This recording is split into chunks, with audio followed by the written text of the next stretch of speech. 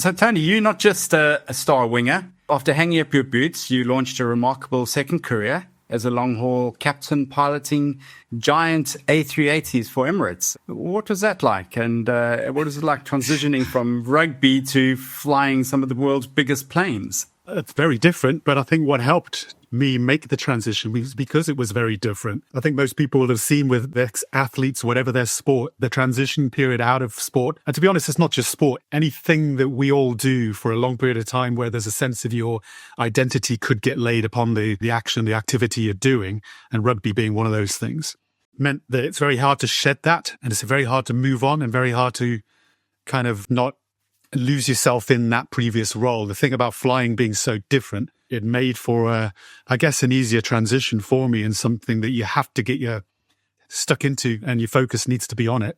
So I couldn't dwell on what had gone. It had to be focused on what was coming next. And I think perhaps I benefited from that. And I think in some ways, we can all benefit from having that drive and focus, if you like, on something new rather than dwelling too much on the past.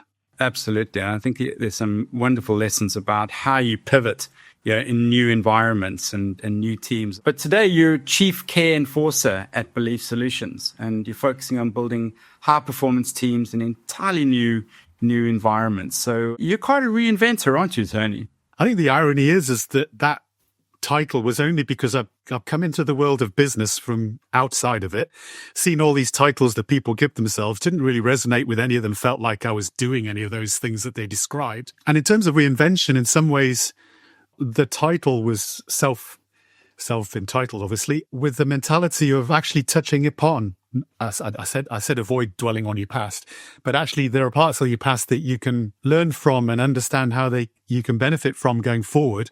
And that was actually touching upon, my involvement in high-performing teams. If the title comes from is a sense of what it takes to be part of a high-performing team and having care at the forefront in its different ways, it was something that I felt attuned to, what I can do going forward and how I can help people going forward. And the enforcement bit is because sometimes, well, you wouldn't think so, but quite often you go into environments and you do have to enforce it because even though people common sense wise think it's a good thing to do, it's very hard for them to actually put into practice. So how can I help them to do that?